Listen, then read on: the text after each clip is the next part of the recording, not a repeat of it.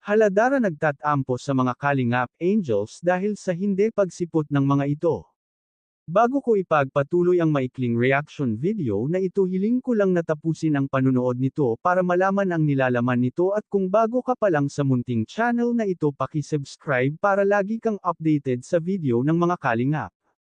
At huwag natin kalimutan suportahan ang ama ng Kalingap na si Val Santos Matubang at si Kalingap Rab. Isang mapagpalang araw sa inyong lahat mga Kalingap. Ribbon cutting sa bahay ni Dara, maraming bisitang dumating at lahat ay naging masaya. Pero maraming nakapansin sa hindi pagsipot ng mga Kalingap Angels.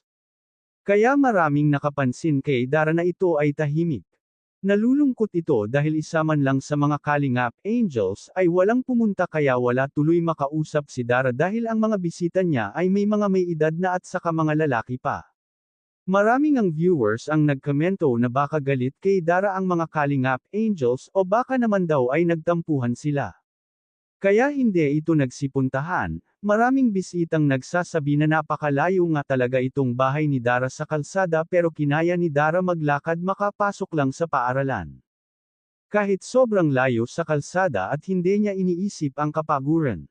Naging emosyonal nga si Dara at nagpasalamat sa lahat ng tumulong sa kanya. Lalong-lalo na sa mga sponsor niya na walang sawang tumutulong sa kanya. Hindi akalain ni Dara na ganun karami ang bisita niya. May mga viewers din na nag-aabang kung makarating ba ang tatay ni Dara, pero walang ama na dumating. Pero okay naman kay Dara, andin naman ang tiyahin niya at lola na handang sumuporta sa kanya. Sa wakas may sarili ng bahay si Dara at hindi na mag-aalala ang kanyang tiyahin kung may bagyo man na dumating, dahil maganda at maayos na ang kanilang kalagayan magkapatid.